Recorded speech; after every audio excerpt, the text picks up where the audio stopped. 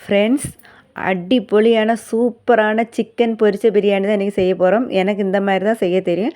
அதுக்கு முதல்ல சிக்கனை வந்து குட்டி குட்டியாக வெட்டி வாங்கிட்டு வந்துடுங்க. லெக் பீஸ் மட்டும் அப்படியே இருக்கட்டும். அதுக்கப்புறம் நல்லா கழுகிட்டு ஒரு பாத்திரத்தில் எடுத்துகிட்டு லெக் பீஸை மட்டும் கத்தி வச்சு லேசாக கீறி கீறி வெட்டிக்கோங்க. இந்த மசாலா பிடிக்கிறதுக்காக தான். அதுக்கப்புறம் ஒரு பாத்திரத்தில் போட்டுட்டு மிளகு பொடி, மஞ்சள் பொடி, கரம் மசாலா பொடி, உப்பு இவ்வளோ போட்டுட்டு ஒரு லெமன் பிழிஞ்சு விட்டுக்கோங்க. நல்லா மிக்ஸ் பண்ணி ஒரு 15 மினிட் அப்படி மூடி விட்டு ரெஸ்ட்டில் விட்டுருங்க. அது அப்படியே இருக்கட்டும். அதுக்கப்புறம் பார்த்திங்கன்னா பிரியாணிக்கு ரைஸ் ரெடி பண்ணுவேன். நான் வந்து வடித்து தான் எடுப்பேன் சோறை வந்து. அதுக்கு ஒரு பாத்திரத்தில் எண்ணெய் விட்டுட்டு கிராம்பு, ஏலக்காய், பட்டை இவ்வளோ போட்டுட்டு அதுக்கப்புறம் பார்த்திங்கன்னா தண்ணி விட்டு வச்சுருங்க. அது கொதிக்கட்டும். அதுக்கப்புறம் பார்த்திங்கன்னா இதுக்கு மசாலா ரெடி பண்ணுவோம். அதுக்கு என்ன மசாலான்னு பார்த்திங்கன்னா பச்சை மிளகு, வெளுத்துள்ளி, இஞ்சி இவ்வளோ தான் எடுத்திருக்கேன். உங்களுக்கு எவ்வளோ தேவையோ அந்த அளவுக்கு எடுத்துக்கோங்க. சதைச்சி ஒரு பாத்திரத்தில் எடுத்து வச்சுக்கோங்க. அதுக்கப்புறம் பார்த்திங்கன்னா இதுக்கு வந்து 4 பெரிய உள்ளியை வெட்டி பொடிசாக அரிஞ்சு வச்சுருக்கேன். அது ஒரு பாத்திரத்தில் நல்ல கோல்டன் கலர் வர்ற மாதிரி வறுத்து எடுத்துக்கோங்க. ரொம்ப கரிஞ்சிடக்கூடாது. கரிஞ்சால் வந்து பிரியாணியோட டேஸ்ட்டு போயிடும். இந்த மாதிரி கோல்டன் கலர் வர வறுத்து எடுத்துக்கோங்க. வறுத்து எடுத்துகிட்டு ஒரு தட்டில் இந்த மாதிரி தனித்தனியாக எடுத்து வச்சுக்கோங்க. அப்போ தான் நல்லா கிறிஸ்பியாக இருக்கும். நம்மளுக்கு அது வந்து பொடிச்சு எடுக்கிறதுக்கு ஈஸியாக இருக்கும் பார்த்துக்கோங்க. அதுக்குள்ளே தண்ணி வந்து கொதிச்சிருச்சு ரைஸுக்கானது. முதல்ல கொஞ்சம் ஆயில் விட்டுட்டு அதுக்கப்புறம் ரைஸ் இந்த கழுகி வச்சுருந்தேன் அதை போட்டுக்கோங்க. போட்டுட்டு உப்பையும் போட்டு இந்த ரைஸ் கொதிச்ச உடனே வந்து லெமன் பிழிஞ்சு விட்டுக்கோங்க. ஒரு லெமன் பிழிஞ்சு விட்டுக்கோங்க. அது எதுக்குன்னா சோறு ஒட்டாமல் இருக்கிறதுக்காக தான் பிழிஞ்சு விட்டுக்கோங்க. அதுக்கப்புறம் சோறு ரொம்ப வேகக்கூடாது. இப்படி அரிசி எடுத்து பார்த்தா 2ஆக உடஞ்சி வரும்.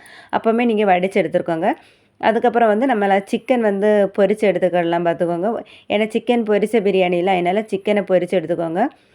எடுத்து இப்படி தனியாக வச்சுக்கோங்க. அதுக்கப்புறம் பார்த்திங்கன்னா இதுக்கு மசாலா ரெடி பண்ணுவோம் பிரியாணிக்குள்ள. அதுக்கு ஒரு பாத்திரத்தில் எண்ணெய் விட்டுட்டு வெளிச்செண்ணெய் தான் எடுத்திருக்கேன்.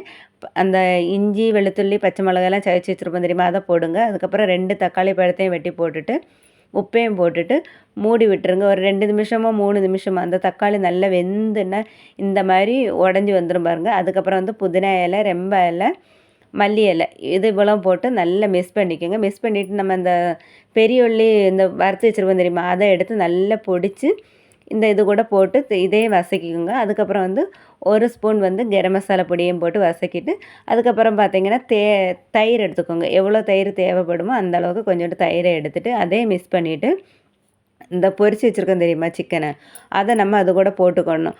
போட்டுட்டு நல்லா கிண்டி விட்டுட்டு வந்து ஒரு 2 நிமிஷம் அப்படி மூடி விட்டுருங்க. மூடி வச்சுட்டு அதுக்கப்புறம் திறந்து பார்த்துக்கோங்க. நல்லா கரெக்டாக மசாலையெல்லாம் கரெக்டாக அப்படி அதில் பிடிச்சி கரெக்டாக வந்திருக்கும் பாருங்கள்.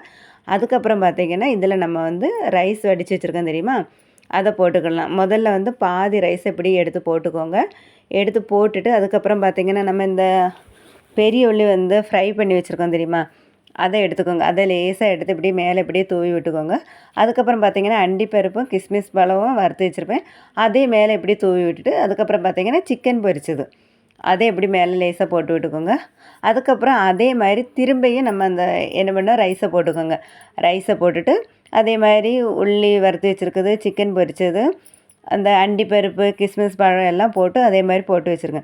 போட்டுட்டு அதுக்கப்புறம் வந்து ஒரு 2 நிமிஷம் மூடி வச்சுருங்க. சிம்மில் தான் வைக்கணும், தீயை கூட்டி வச்சிடாதுங்க. சிம்மில் தான் வைக்கணும். சிம்மில் அப்படியே 2 நிமிஷம் போதும், ரொம்ப வேண்டாம்.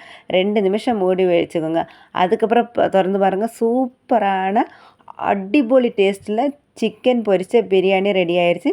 அதுக்கப்புறம் இந்த மாதிரி கிண்டி லேசாக இப்படி கிண்டி விட்டு நம்ம எடுத்து சாப்பிட்டுக்கலாம். அல்லாமல் அதே அப்படியே எடுத்து சாப்பிட்டுக்கலாம். சூப்பராகவே இருக்கும். நீங்களும் இருக்க ட்ரை பண்ணி பாருங்கள். அப்புறம் வீடியோ பிடிச்சிருந்தால் லைக் பண்ணுங்கள், அப்புறம் சப்ஸ்கிரைப் பண்ணுங்கள்.